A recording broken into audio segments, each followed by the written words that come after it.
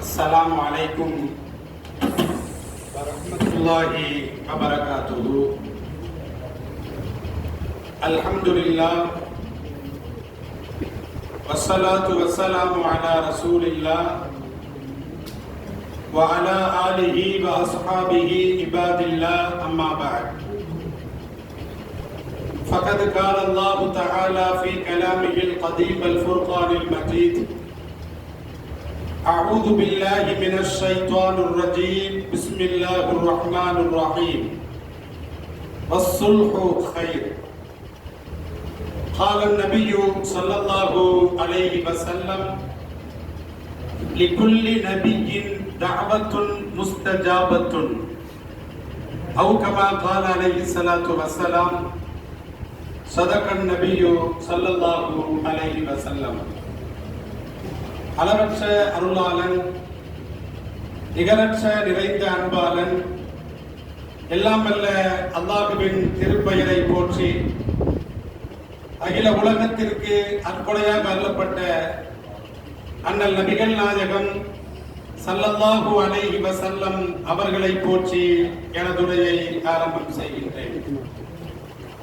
அன்பிற்கினிய அல்லாஹ்வின் நல்லடியார்களே, ரமலானுடைய பிறை 27 அன்று நாம் எப்படி இந்த இறை இல்லத்தை அழகுபடுத்தினோமோ, அமல்களை கொண்டு எப்படி அழகுபடுத்துகிறோமோ, இதே போன்று நாளையும் நாளை மறுதினமும் இன்ஷா அல்லாஹ் ரமலானுடைய பெருநாள் பிறையை காணும் வரைக்கும் நாம் நமது இறை இல்லத்தை அமல்களை கொண்டு அழகுபடுத்த வேண்டும்.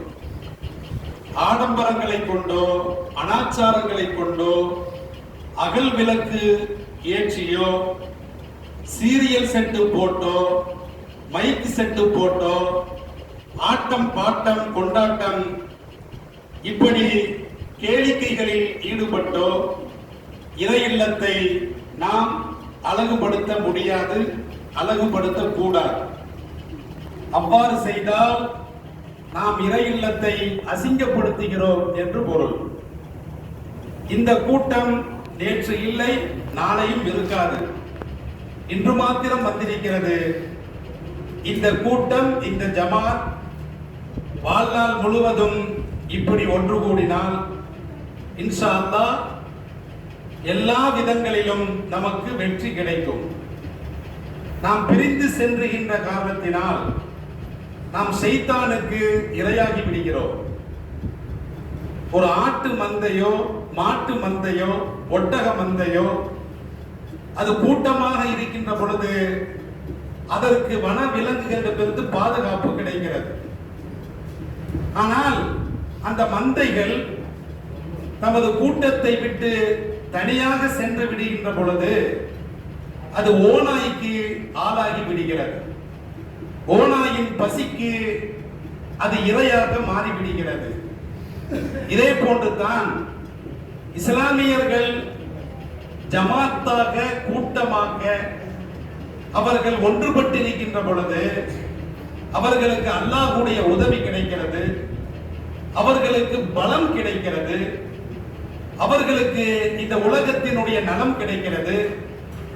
அவர்கள் பிரிந்து சென்று விட்டால் ஷைத்தானுக்கு அவர்கள் ஆளாகி விடுகிறார்கள். ஷைத்தானுடைய அடிச்சுவடை இந்த சமுதாயம் பின்பற்றுகின்ற பொழுது இந்த சமுதாயம் எந்த விதத்திலும் வெற்றியே பெற முடியாது. ஸல்லல்லாஹு அலைஹி வஸல்லம் அவர்கள் திட்டவட்டமாக சொல்லி காட்டுறார். திருமதியில இப்னு அப்பாஸ் ரலியல்லாஹு அன்ஹுமா அவர்கள் அறிவிக்கக்கூடிய ஒரு செய்தி. ஸல்லல்லாஹு அலைஹி வஸல்லம் அவர்கள் சொல்றாங்க, யதுல்லாஹி மஅல் ஜமாஆ, அல்லாஹ்வுடைய உதவி என்பது, அல்லாஹ்வுடைய அரவணைப்பு என்பது, அல்லாஹ்வுடைய பாதுகாப்பு என்பது மஅல் ஜமாஆ, ஜமாத்துடன் இருப்பதில் மூலமாகத்தான் கிடைக்கிறது. தனியாக இருப்பதில் அல்லாஹ்வுடைய உதவி கிடைக்கவே கிடைக்காது. இந்த சமுதாயம் கந்தல் துணிகளை போன்று கடைக்கோடி வரைக்கும் பிரிந்து கிடைக்கிறது. ஒருபோதும் வெற்றி பெறவே முடியாது. உலகத்திலும் வெற்றி பெற முடியாது, மார்க்க விஷயத்திலும் வெற்றி பெற முடியாது, மறுமை விஷயத்திலும் ஒருபோதும் வெற்றி பெற முடியாது. ஸல்லல்லாஹு அலைஹி வஸல்லம் அவர்கள் சொல்றாங்க, நாம் உம்மத்தாக இருக்கிறோம், ஆனால் ஜமாத்தாக இல்லை. ஸல்லல்லாஹு அலைஹி வஸல்லம் அவர்களுடைய மறைவுக்கு பிறகு, அபூபக்கர் சித்திக் ரலியல்லாஹு அன்ஹு அவர்களுடைய மறைவுக்கு பிறகு, உமர் கத்தாப் ரலியல்லாஹு அன்ஹு அவர்களுடைய ஆட்சி காலம் ஏற்படுகிறது. அந்த ஆட்சி காலத்துல தராவீஹ் தொழுகை என்பது பள்ளிவாசல்ல 10 ஜமாத் நடந்துச்சு. ஒரு ஆள் வர்றாரு, 2 பேரோடு தராவீஹ் தொழ வைக்கிறாரு. இன்னொருவர் வர்றாரு, 3 பேரோடு தராவீஹ் தொழ வைக்கிறாரு. ஒரு பள்ளிவாசலில் பல ஜமாத்துக்கள் பிரிந்து கிடைக்கின்றன. அப்ப உமர் கத்தாப் ரலியல்லாஹு அன்ஹு அவர்கள், நாம முஸ்லிம் தானே, நமக்குள்ள பள்ளிவாசல்ல 10 ஜமாத்தா, 10 பிரிவுகளா, 10 கூட்டங்களா, அதை எப்படி அழகாக முடிவுக்கு கொண்டு வந்தார். உபய் இப்னு கஅப் குர்ஆனை அழகிய முறையில் ஓதக்கூடிய காரி, ஸல்லல்லாஹு அலைஹி வஸல்லம் அவர்களால் புகழப்பட்ட உபய் இப்னு கஅப் ரலியல்லாஹு அன்ஹு அவர்களுடைய தலைமையில் ஒரே ஜமாத்தாக தராவீகை தொழ வேண்டும் என்ற ஒரு சமுதாய கட்டமைப்பை, ஒரு சமூக கட்டமைப்பை உமர் கத்தாப் ரலியல்லாஹு அன்ஹு அவர்கள் கொண்டு வந்து, இது ஸல்லல்லாஹு அலைஹி வஸல்லம் அவர்கள் கடைபிடிக்காத ஒரு அமலாக இருந்தாலும் கூட அழகிய ஒரு அமலாக இருக்கிறது என்று அவர் தேர்வு செய்தார். கண்ணியமிக்கவர்களே, அப்ப தொழுகையில கூட இந்த உம்மத் பல பிரிவுகளாகத்தான் இருக்கிறது. அவனுக்கு பின்னால தொழக்கூடாது, இவனுக்கு பின்னால தொழக்கூடாது, இந்த இமாமுக்கு பின்னால தொழக்கூடாது, அந்த இமாமுக்கு பின்னால தொழக்கூடாது. அப்ப இந்த சமுதாயம் எப்படி உருப்படும்? இந்த சமுதாயம் உருப்படாது என்பதற்கு ஏராளமான உதாரணங்களை நாம் சொல்ல முடியும். கண்ணியமிக்கவர்களே, ஸல்லல்லாஹு அலைஹி வஸல்லம் அவர்கள் மதீனாவினுடைய மேட்டு பகுதியில் இருந்து அவர்கள் வருகிறார்கள். இந்த செய்தி முஸ்லிம் ஷரீஃபிலே 5539வது செய்தியாக பதிவு செய்யப்பட்டிருக்கிறது.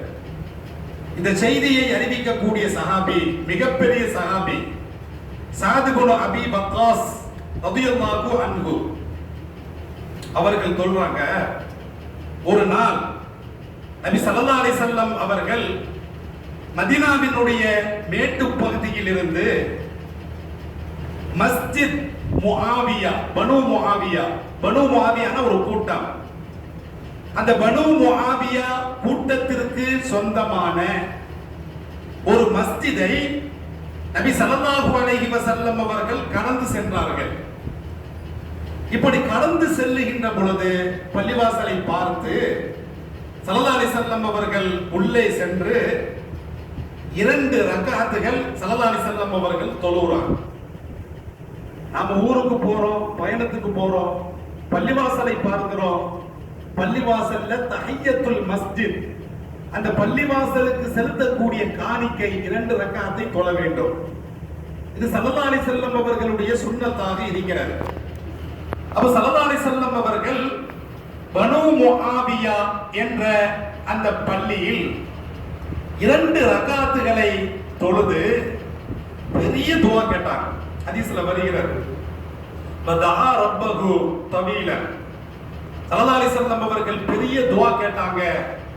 ஸல்லல்லாஹு அலைஹி வஸல்லம் அவர்களோடு நாங்களும் தொழுதோம், அந்த துஆவில் பங்கெடுத்தோம் என்று சஅத் இப்னு அபீ வக்காஸ் ரலியல்லாஹு அன்ஹு அவர்கள் சொல்றாங்க. சொல்லிட்டு ஸல்லல்லாஹு அலைஹி வஸல்லம் அவர்கள் துஆவில் இருந்து முடிவு பெற்றுவிட்டு திரும்ப நமது தோழர்களை நோக்கி வருகின்ற பொழுது ஸல்லல்லாஹு அலைஹி வஸல்லம் அவர்கள் சொல்றாங்க, என்ன சொன்னாங்க அப்படின்னா, சஅல்து ரப்பி ஸலாஸன் ஃபஅதானி சின்தைனி. நான் எனது ரப்பிடத்திலே 3 துஆ கேட்டேன். 3 பிரார்த்தனையை நான் கேட்டேன். ஆனால் அவன் எனக்கு கொடுத்ததோ 2 கொடுத்தான். மனஅனி வாஹிதத்தன், 1 நிராகரித்து விட்டான். கண்ணியமிக்கவர்களே, எல்லா நபிக்கும் எல்லா துஆக்களும் கபூல் செய்யணும் அவசியம் கிடையாது. நாம துஆ கேட்கிறோம், துஆ கபூல் ஆகல, நாம் நிராசை அடைந்து விடுகின்றோம். நமது கோரிக்கைகளை அல்லாஹ்விடத்தில் வைத்து அது நிறைவேறாத பட்சத்தில் அல்லாஹ்வை ஏசுகிறோம், இணை வைப்பில் ஈடுபடுகின்றோம். அப்படி செய்யக்கூடாது. ஸல்லல்லாஹு அலைஹி வஸல்லம் அவர்கள் இந்த கட்டத்தில் அந்த பள்ளிவாசல்ல எத்தனை கோரிக்கைகளை அல்லாஹ்விடத்தில் பிரார்த்தனை மூலமாக வைத்தார்கள்? 3. எத்தனை? 3 கோரிக்கைகளை ஸல்லல்லாஹு அலைஹி வஸல்லம் அவர்கள் அல்லாஹ்விடத்திலே பிரார்த்தனையின் மூலமாக வைத்த பொழுது அல்லாஹ் எத்தனை கபூல் செஞ்சான்? 2 கபூல் செஞ்சான். 1 நிராகரித்து விட்டான். ஸல்லல்லாஹு அலைஹி வஸல்லம் அவருடைய துஆவே கபூல் ஆகல. இப்போ நம்ம ஏமாத்துறோம், அதை நம்ம பார்க்கணும். இப்ப கண்ணியமிக்கவர்களே, அப்ப ஸல்லல்லாஹு அலைஹி வஸல்லம் அவர்கள் விளக்குறாங்க, நான் என்ன 3 துஆ கேட்டேன், அல்லாஹ் எந்த 2 கபூல் செஞ்சான், எந்த 1 நிராகரித்தான்.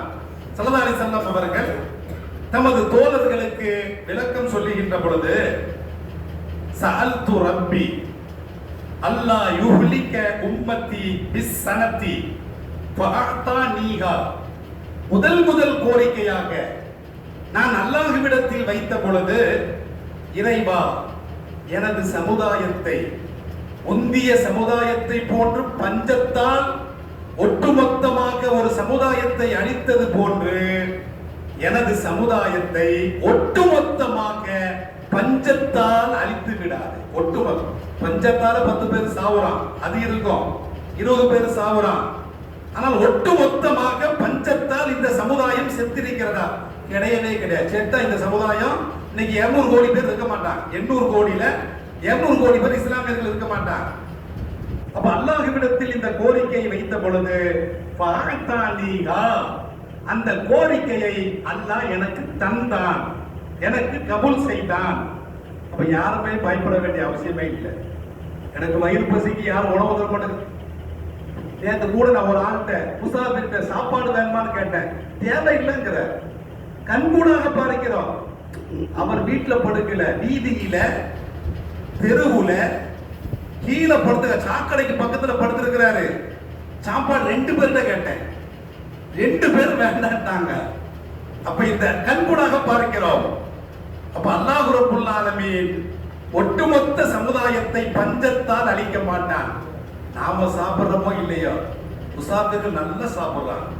நாம 3 வேளைக்கு சாப்பிடுறோம், 6 வேளைக்கு சாப்பிடுறாங்க. என்ன பணம் தான், சாப்பாடு வேண்டாங்கிறாங்க.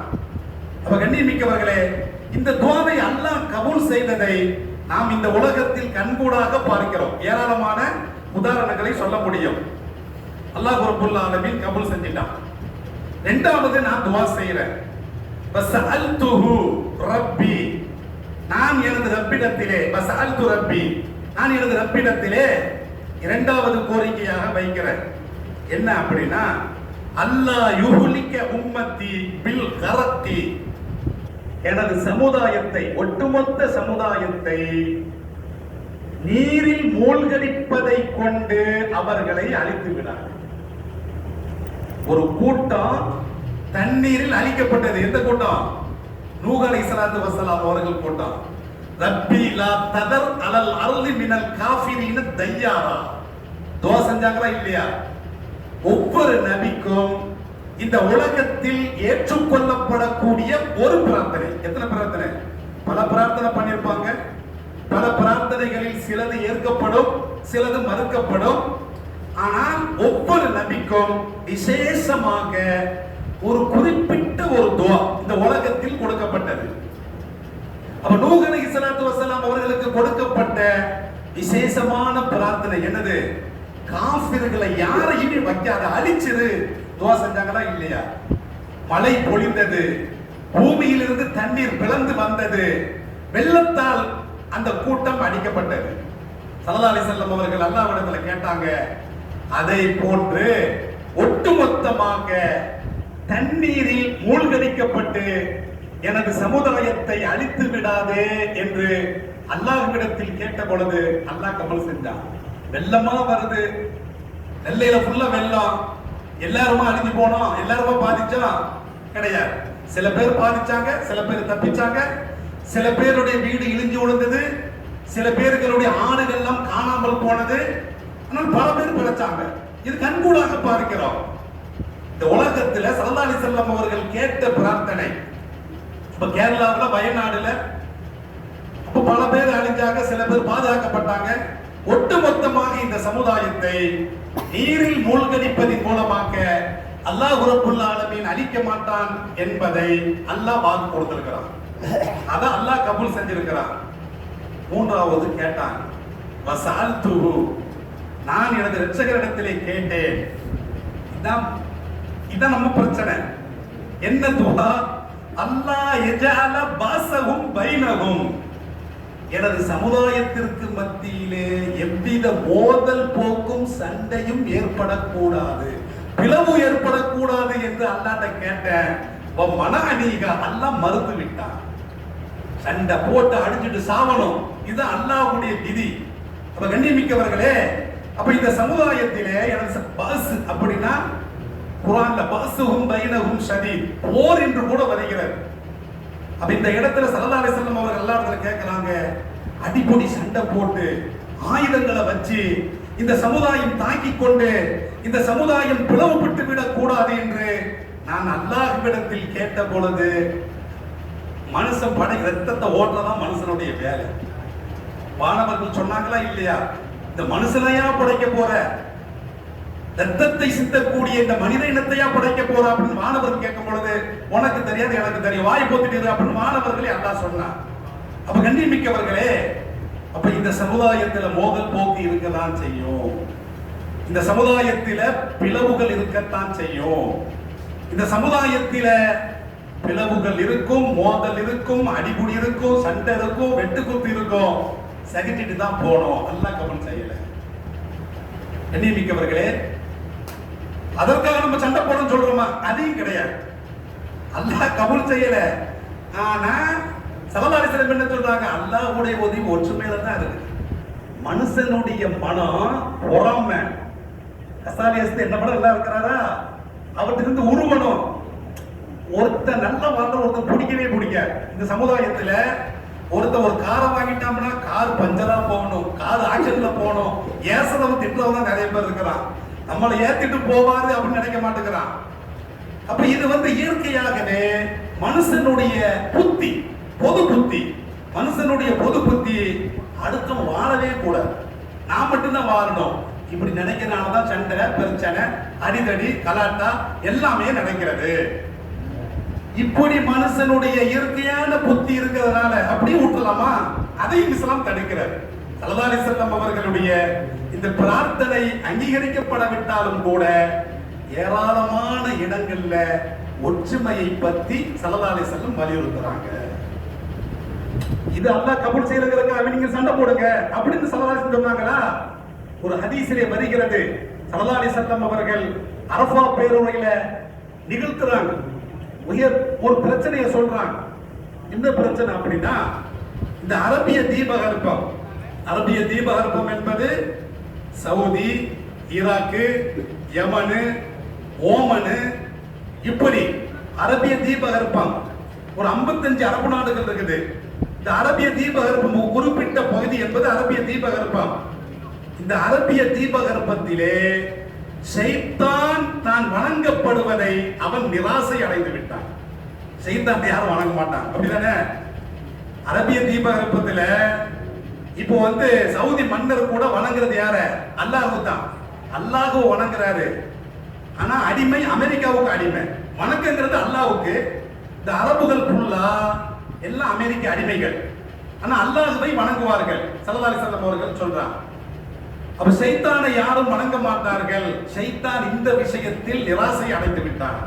இந்த அரபிய தீபகற்பத்துல நம்மளை யாரும் கடவுளாக இருக்க மாட்டார்கள், அப்ப நம்மளை யாரும் வணங்க மாட்டார்கள் என்பதில் அவன் நிராசை அடைந்து விட்டான். ஒரு விஷயத்துல நிராசை அடைக்கவே இல்லை, உறுதியா இருக்கிறான். அது என்ன விஷயம்? ஸல்லல்லாஹு அலைஹி வஸல்லம் சொல்றாங்க, வலாக்கின் பைனஹும் ஃபித் தஹரீஸ், அந்த மக்களுக்கு மத்தியிலே பிளவு ஏற்படுத்துவதில், மோதல் போக்கை ஏற்படுத்துவதில், சண்டையை ஏற்படுத்துவதில், குழப்பத்தை ஏற்படுத்துவதில் தெளிவாக இருக்கிறான், வெற்றி பெற்று விட்டான். ஸல்லல்லாஹு அலைஹி வஸல்லம் சொல்றான். நடக்குதா இல்லையா? உலகம் முழுவதும் இஸ்லாமியர்களை ஒரு குடையின் கீழ் ஒன்று திரட்ட முடியவில்லை. யூதர்களாக இருந்தால் அவருக்கு போப்பாண்டவர் தலைவராக இருக்கிறாரு, நமக்கு ஒரு மண்ணாங்கட்டி கிடையவே கிடையாது. இத்தனை அரபு நாடுகள் இத்தனை பேர் இருக்கிறான். உலகத்திற்கு இஸ்லாமியர்களுக்கு ஒரு தலம் இருக்குதா? ஒரு தலைவர் ஏற்படுத்த போட்டி தலைவர் வந்தார். பள்ளிவாசல்ல மஹல்லாவுல ஒரு தலைவர் தான் போட்டி தலைவர் வந்திருந்தார்.